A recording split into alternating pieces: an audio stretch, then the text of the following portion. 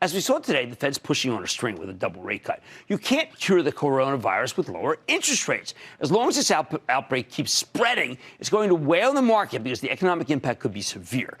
So Boroden's not convinced that the averages have bottomed here. Remember, the 5-day exponential moving average is still below the 13-day, which tells her it's time to sell. Plus, the S&P is now well below its 50-day simple moving average, and we're falling through every meaningful floor support that we had. If we end up retesting Friday's lows, Boroden's not sure they will hold. So we have a mixed. It's one of those. I typically don't like this kind of situation. I like them when they're clear. On the other hand, if that low does hold, then the upside could be enormous.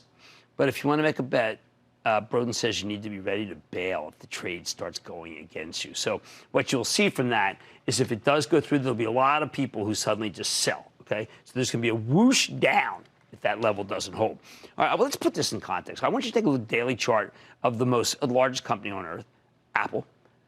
Now, when Apple put on a bottom on Friday, you had a cluster of Fibonacci relationships pointing out that a pivotal low might be in the works.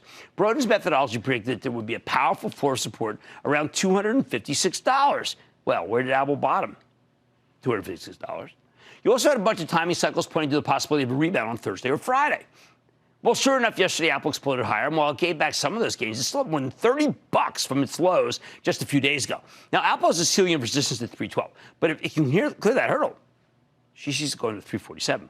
Of course, if the floor doesn't hold or if it fails to clear that ceiling, well, you're looking at a much more bearish story. Bottom line, the charts as interpreted by Carolyn Boroden suggest that some stocks might be safer to pick at here, like Apple, but that the broader S&P 500 might not be out of the woods yet. As we saw today, yesterday's huge bounce could prove to be a tad ephemeral. Don't miss a second of Mad Money. Follow @Jim Cramer on Twitter. Have a question?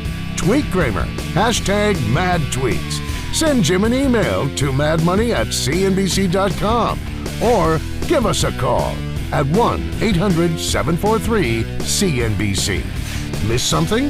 Head to madmoney.cnbc.com.